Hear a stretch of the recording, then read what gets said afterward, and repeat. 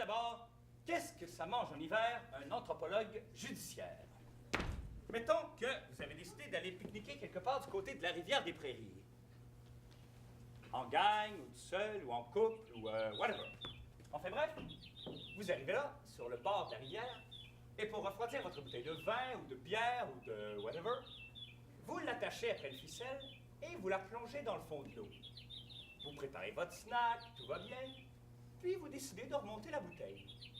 Mais là, au lieu de remonter seulement la bouteille, vous remontez aussi en passant la tête d'un cadavre que votre Molson Dry a accroché sans faire exprès pour la ramener à la surface. Une belle tête de cadavre, bleuie, sans lèvres, sans yeux, sans rien d'humain, sauf la peur que ça vous crée. Vous, vivant, vous avez là, sous les yeux, la mort qui vous regarde en face. Ah! C'est râpé pour le pique-nique, mais comme vous êtes très courageux, vous partez en hurlant et vous finissez par appeler quelqu'un qui appelle la police. La police arrive, on finit par faire remonter le cadavre au grand complet à la surface, mais il est tellement abîmé par l'eau, magané par le temps et tout ce que vous pouvez imaginer, qu'on n'arrive plus vraiment à savoir où est le haut, où est le bas, où est le dos, où est la face. C'est rien qu'un tas de chair absolument méconnaissable. C'est à ce moment qu'on fait appel au service d'un anthropologue judiciaire, celui qui va permettre l'identification lorsque ceci n'est pas possible à première vue. Lorsque le corps est méconnaissable, comment on fait pour le reconnaître? Comment on fait pour trouver la cause de son décès? Comment on fait pour trouver son nom?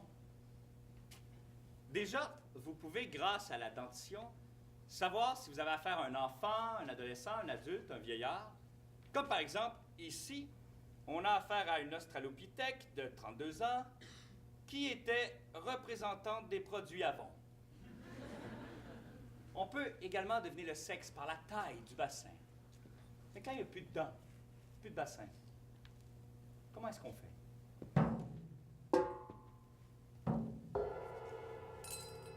Derrière la parcelle d'un crâne, il y avait quelqu'un. Quelqu'un qui avait ses rêves, quelqu'un qui a pleuré, aimé, quelqu'un qui avait peur de la mort. Où est cette personne? L'anthropologue judiciaire est celui qui tente de répondre à ces questions.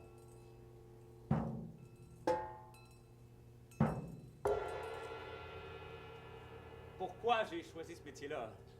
Un métier qui exige un pragmatisme absolu, une pensée organisée et objective, un contact direct avec le réel. Alors que moi...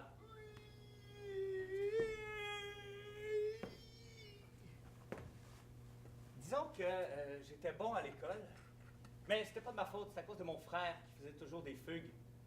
Puis ma mère voulait pas qu'il coule ses cours, alors j'étais pogné à faire ses devoirs. À force, j'ai fini par être bon à l'école. Peut-être aussi que j'ai choisi ce métier-là pour être tranquille. Un mort, c'est pas trop dérangeant. Merci. J'ai ici souvent eu à recoller les morceaux entre mon père et ma mère, entre ma mère et mon frère, entre mon père et mon frère, que j'ai choisi un métier où tout le monde était déjà mort. C'était moins fatigant. Non, sérieusement, je pense pas que je l'ai choisi, ce métier-là. Je pense plutôt que j'ai laissé les autres le choisir à ma place. D'ailleurs, il n'y a pas très longtemps, il a pris un sens très particulier dans ma vie. Et vous allez voir comment les choses peuvent parfois vous rattraper.